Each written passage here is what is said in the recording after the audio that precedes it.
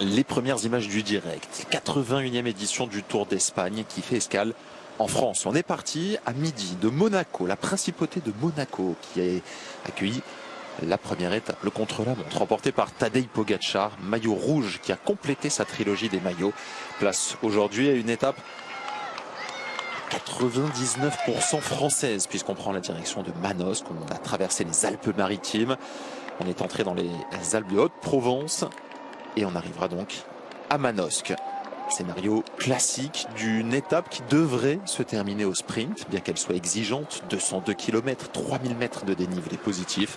Et ils sont 4 à ouvrir la route, dont celui qui est le dauphin de Tadej Pogačar, battu de 9 petits centièmes hier. Ethan Hayter en compagnie de Koen Bouwman qui est passé en tête de la première des 2 difficultés répertoriées du jour. 3 points dans la besace à Châteauneuf-Grasse. Canneuil-Theux-Bronx. On va suivre évidemment les 300 derniers mètres avec Diego Royarte qui part de loin. Koen Bouwman dans la roue. Il tombait sur un client, puisque Bouwman, on se souvient, a été meilleur grimpeur du Tour d'Italie en 2022. Et au sprint, ça va être serré entre les deux, mais léger avantage à Bouwman. 6 points pour le coureur néerlandais, 4 donc pour Diego Uriarte ce soir. Koen Bouwman portera le maillot blanc à poids bleu.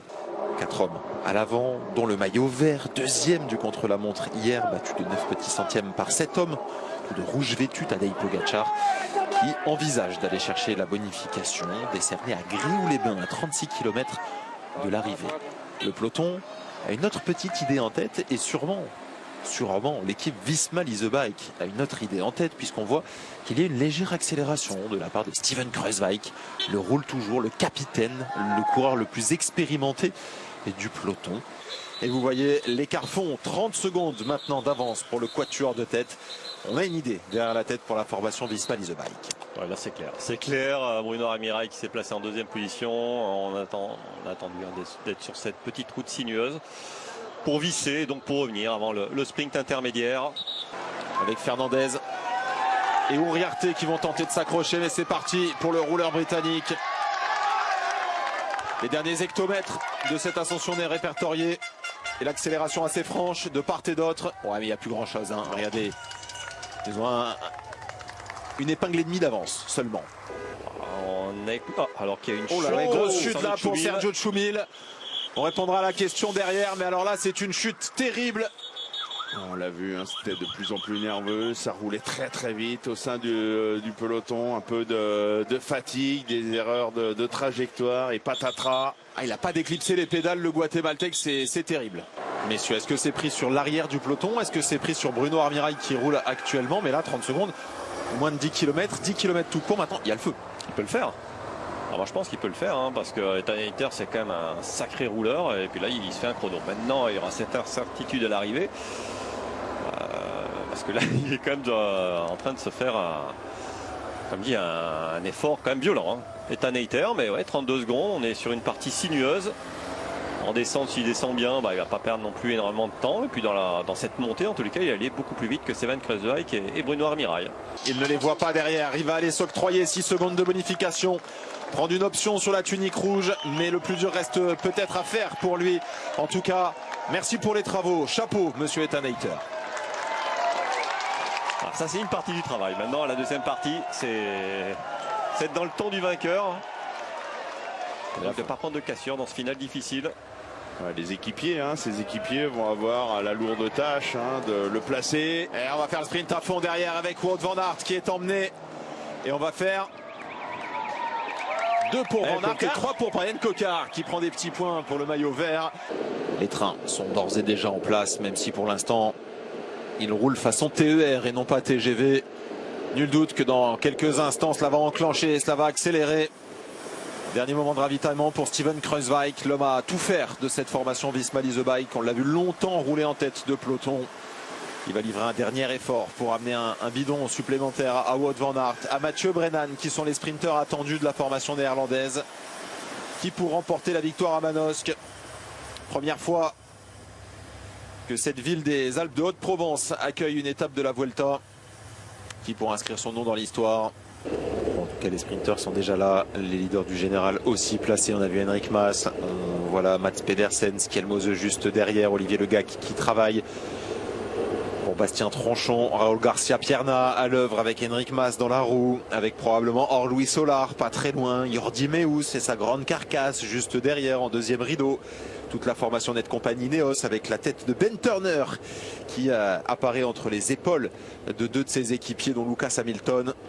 Là ça accélère progressivement, pas vraiment, la route est large mais il n'y a pas beaucoup de place pour remonter. Plusieurs trains d'équipe qui prennent un petit peu toute la largeur de la route. Allez, une petite ouverture à gauche.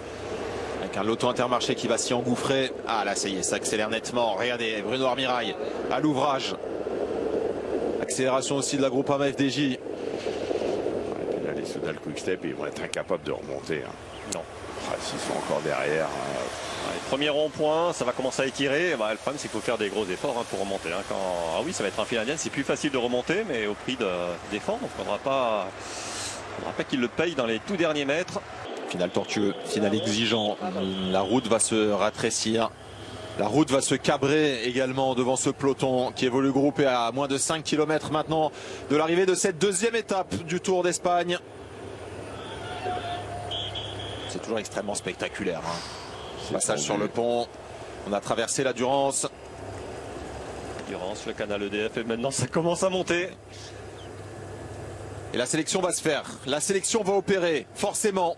On voit pas mal de coureurs reculés qui vont provoquer des cassures. Est-ce que Ethan Hayter est parvenu à remonter avec l'aide de ses équipiers? On ne le voit pas, là en tout cas, dans les 20 ou 30 premières positions. C'est l'un des enjeux de ces 3 derniers kilomètres. Le maillot rouge, Ethan Hayter a pris une option. Maintenant, il ne faut pas prendre de cassure. En tout cas, on a monté le premier palier. Maintenant, il va y avoir le deuxième palier, le plus raide, qui fait 300 mètres. Après un virage à droite. Là, ça va bien étirer. Là, ça va monter maintenant à 9% même, au plus fort de la pente. Et ça attaque sur... Ouh, quelle attaque franche là sur la gauche de la route. C'est Wout van Aert. Et voilà, il est là peut-être, le plan de Wout van Aert avec Tadej Pogacar qui répond. Richard Carapaz qui saute dans la roue. Ça y est, les jeux sont lancés. Le duo Van Aert et Pogacar qui est en train de se détacher. On est dans la rue Lupic du Tour de France l'an passé. Il n'y a pas de pavé. On a annoncé de l'animation, on a annoncé du spectacle. Et bien, en voici. C'est un final technique. Et la première carte jouée par la Visma. Donc la tactique chez Visma, c'était ça. C'est soit on gagne avec Van Aert qui attaque de loin, soit on fera le sprint pour Mathieu Brennan. Bon, ça fait pas les affaires des Taniter. C'est que Pogacar sera avec Wout van Aert. Pour le maillot rouge. Il n'y aura peut-être pas de maillot rouge pour Wout van Aert, mais en tout cas, on va jouer. Et Pogacar adore jouer, donc il a sauté dans la roue du Belge. Il y a un XDS Astana qui fait l'effort et qui va recoller au duo pour former un trio. Il va être à 3 peut-être sous la flamme rouge.